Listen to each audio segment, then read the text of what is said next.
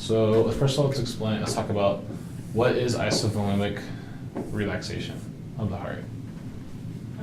So the heart's relaxing, but no blood is coming. Yeah, so if this is your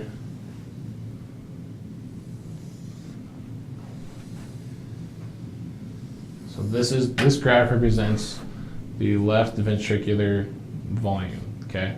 So the amount of blood in the left ventricle. And then this would be your QRS, right? Where would the QRS be? So you're gonna have your P wave, you're gonna have your QRS right about there. Starts to eject, right? Then you're gonna have your T wave. Then you're gonna have your P wave right there, right? And then you're gonna go into the QRS, and your T wave down there. Okay? So, isovolumic relaxation of the ventricle would have to be right about somewhere in here, right? Does that make sense? Do you have the cardiac cycle graph in your book real quick?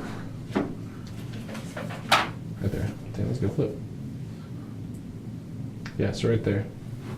Does that make sense? So right before it starts to go back up, we're relaxing the ventricle, but we're also not gaining any volume and we're not decreasing any volume. So at this point, it's pretty flat across there. That's what it's saying. So it comes down like that. Does that make sense?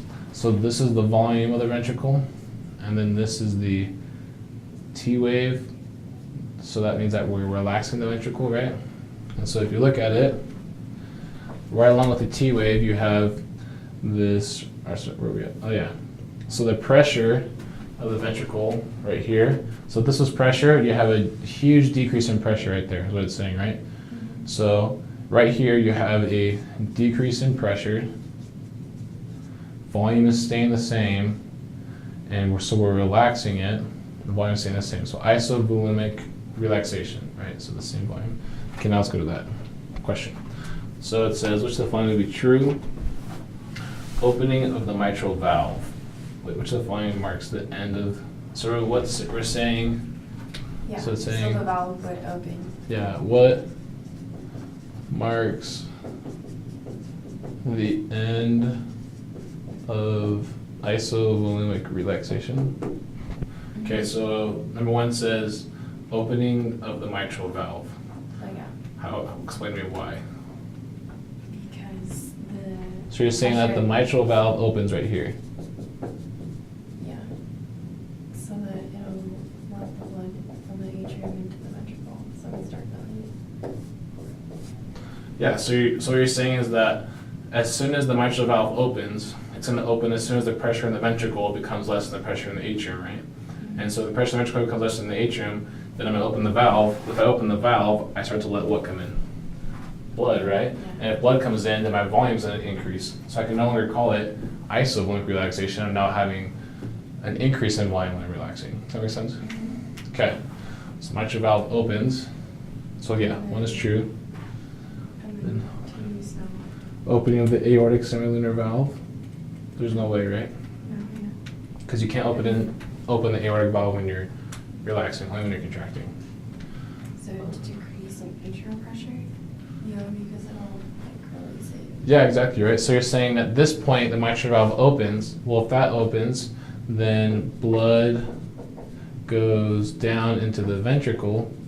Well, if blood is leaving the atrium, then the pressure in the atrium is going to decrease because you're decreasing in the volume of the atrium, right? Okay, so. And then 4. A decrease or no change in ventricular pressure. Okay, so that's true. So what it's saying is, like if this is your ventricle, what is it? A Decrease or no change in ventricular pressure. So like if this is your ventricle right here, it said 4 was true, right? Yeah. So what you're saying is that isovolumic relaxation ends as soon as the mitral valve opens, blood starts to pour in, and I start to do this, right? So what happens is you don't really get pressured in there until it starts to put stretch on the walls. Okay. So because it's like say you have like an open cup sitting here and you just pour some water in it, like a little bit of water. Okay. Like there's not much pressure really pushing on the walls because it's not really contained, it's not sealed off or anything like that. So if you look at your graph right here, actually, you can just look at the graph, right, and think, well, here's my pressure and here's the end of my isovolumic relaxation. Well, when it ends, the alveoli is open. I don't get pressure in here until I do, until I go through my atrial kick. So as it's filling, it's like saying, if this is your ventricle like this, on both sides, right? And then this is your valve open and filling. As you put the blood in here, it starts to fill up, but it's not putting pressure on the walls yet because the blood just starts to pile on top of each other.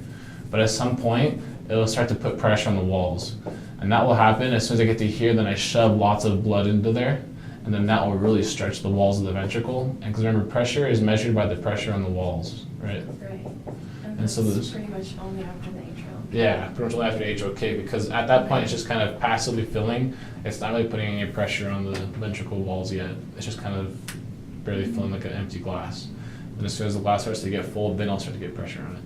So as soon as you hit your P wave, then you increase in ventricular pressure. If you look at the graph, that's what happens too, right? That black line is ventricular pressure. As soon as I hit my P wave, I get a little jump, and then it goes up, right? So your big increase of ventricular pressure is, well, you get this atrial kick. Well, if you just slam blood into the ventricle, it's gonna go right and slam into there, and it's gonna stretch a little bit. And so if you look on your graph, ventricular pressure through here looks like this. The P wave comes along, I get an atrial kick, I contract the atrium and shove blood into here. Well, if you just like force a bunch of blood into the ventricle, it'll splash against the walls and it'll put pressure, and the pressure goes boop, then it goes back down, right? And then all of a sudden the pressure jumps up drastically, and that's when I actually contract the ventricle. And I start to do this, right? I make it smaller, and I shove all this blood through the aortic valve into the aorta. Okay, yeah, that makes sense. Does that make sense?